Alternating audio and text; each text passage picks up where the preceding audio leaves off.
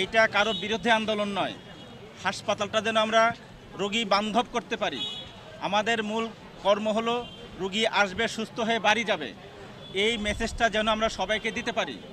আমরা হাসপাতালকে পরিষ্কার পরিচ্ছন্ন করতে চাই। এর জন্য আমাদের হাসপাতাল প্রশাসন সবসময় প্রচেষ্টার মাঝেই আছে, তারপরেও কাজগুলো থেমে আছে। সে প্রতিবন্ধকতা কোথায়, সেই জিনিসটা আমরা উদ্ঘাটন করতে চাই এবং দূর করতে চাই।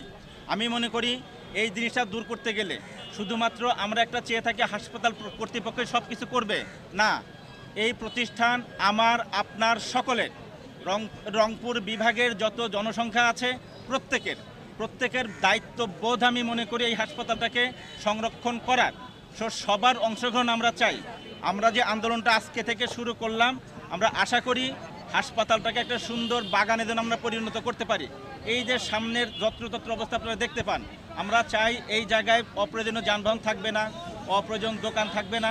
এই জায়গাটা যেন ফুলের বাগানের মাধ্যমে সৌন্দর্য ফিরে আসে, প্লাস ব্যাক সাইড ভিতর সাইড সবগুলো যেন আমরা সুন্দর করতে পারি।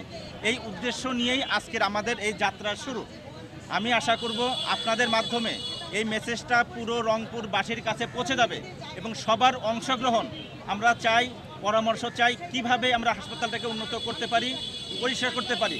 দৃশ্যমান যদি আমরা কিছু করতে চাই, তার প্রথম স্টেপটা হবে পরিষ্কার পরিচ্ছন্নতা। হাসপাতালের ব্যাক সাইড, ফ্রন্ট সাইড, ভিতর সাইড সবগুলো যেন পরিষ্কার হতে পারে।